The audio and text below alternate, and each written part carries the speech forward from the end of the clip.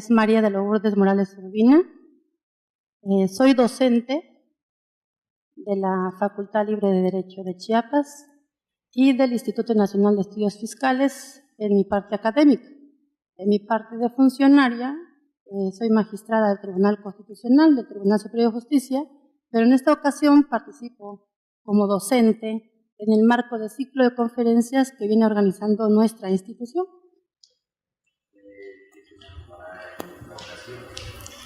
El tema que voy a desarrollar va enfocado a estudiantes de Derecho, a estudiantes de maestría y doctorado actualmente. La intención es hacer una breve reseña histórica de la evolución que ha tenido los organismos públicos de protección de los derechos humanos en el país, desde su creación de la Comisión Nacional de Derechos Humanos y posteriormente los organismos públicos de defensa de derechos humanos de los estados. La intención es en tres apartados. En el primero voy a desarrollar una breve reseña desde su creación, cómo se fueron creando gradualmente, los años en que fueron surgiendo en el país, cómo se les denominó originalmente, posteriormente, ya ves que los organismos de derechos humanos primero se conformaron como organismos descentralizados, luego, posterior a la reforma de 1999, en el rango constitucional que nos permite ya darles autonomía plena, ¿no?, y personalidad jurídica y gestión financiera, se le consideró organismos autónomos.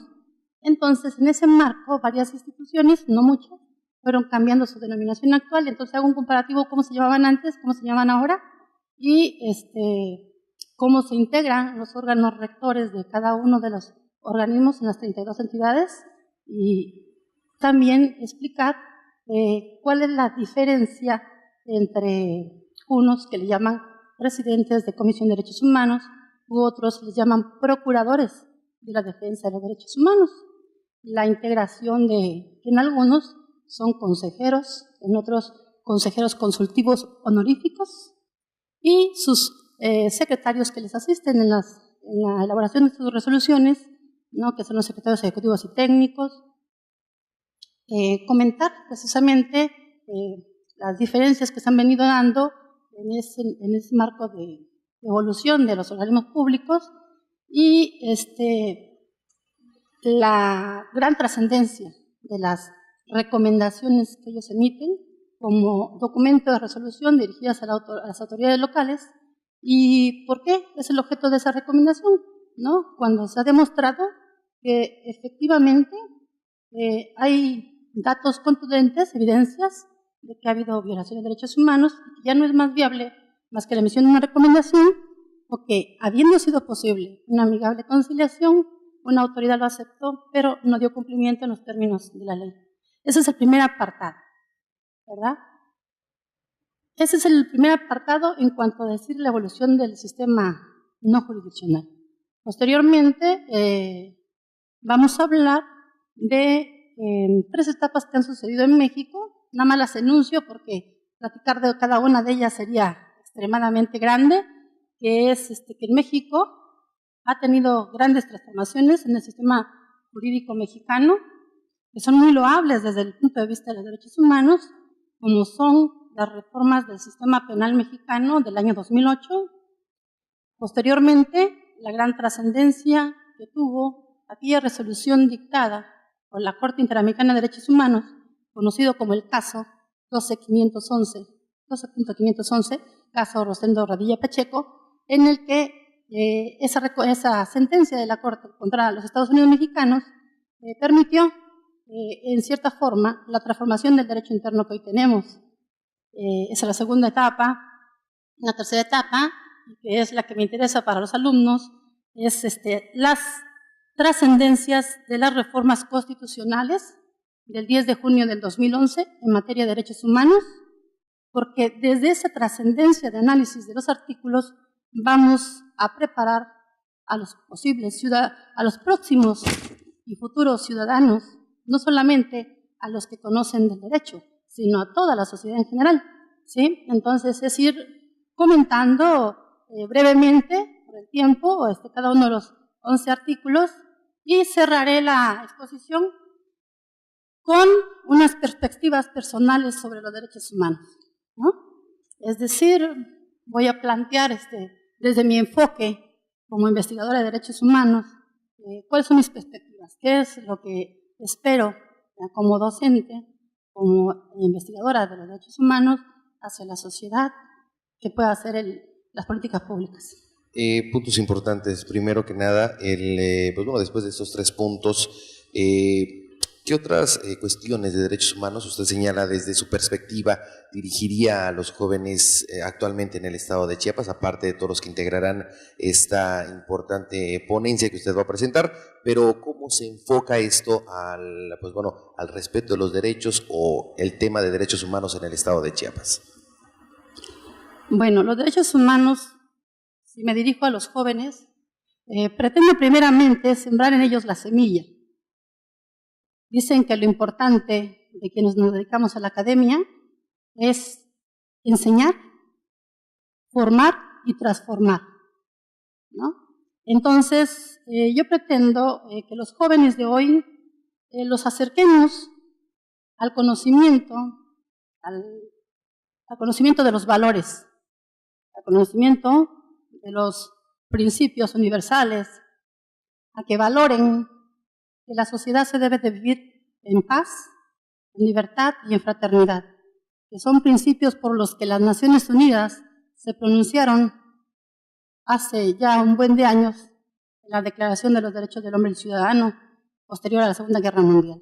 Entonces, lo que pretendo es que los alumnos trabajen con valores, con conocimiento de derechos humanos para vivir en la paz y en el orden. ¿Qué sectores serían los más vulnerables? ¿Qué temas serían importantes tocar, sobre todo con los grupos que se ven más, bueno, valga la redundancia, vulnerables, mujeres, niños, hombres, homosexuales? ¿Cuáles serían los puntos, a su opinión, los más vulnerables actualmente en el Estado o, bueno, en general? Bueno, como investigadora en materia de derechos humanos, para mí todos los temas de derechos humanos son importantes, no puedo determinar uno mayor que otro. Pero si ponemos prioridades por los indicadores de que nos encontramos en violación de derechos humanos, a mí me gustaría que se trabajara con la no discriminación, ¿sí?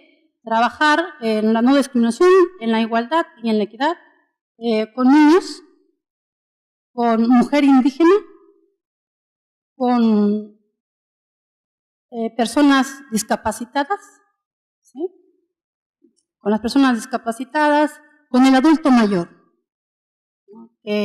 La sociedad vuelva sus ojos al adulto mayor, sobre todo también porque hay que ser escuchados a los adultos mayores, porque cada uno de ellos es una caja de experiencias del mundo. En ese sentido, digo, por último, el tema del Congreso del Estado. Actualmente el Estado de Chiapas, a través del Congreso, pues señala que va a desaparecer lo que ahora es el Consejo Estatal de Derechos Humanos y se transformará, no recuerdo muy bien si en una dirección o una instancia regulada por el gobierno del Estado para poder brindar los asesoramientos correspondientes. Pero ¿cuál es su opinión al respecto de que este Consejo Estatal de Derechos Humanos desaparece prácticamente?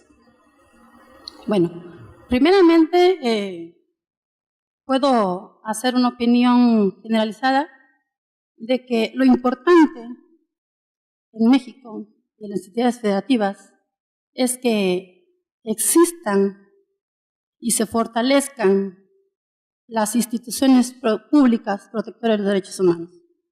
La denominación no es tan relevante. Su estructura también es importante, nada más en la ley secundaria y la reglamentación correspondiente que se cuide, que se apegue a los principios de París, que es el instrumento internacional que nos dice cómo debe estar organizado un organismo público de derechos humanos.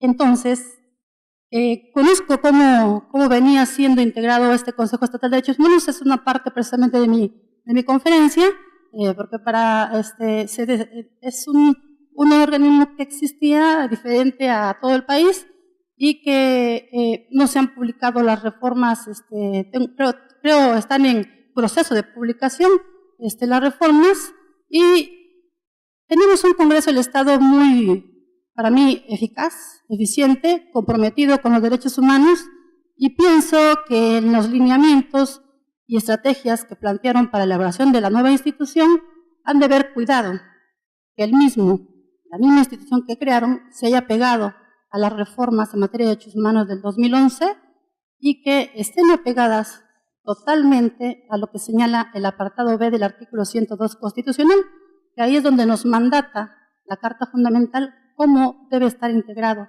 un organismo protector de derechos humanos. Nada más agradecerle la asistencia, porque el que usted esté aquí significa que le preocupa lo más importante de este mundo, que es el ser humano.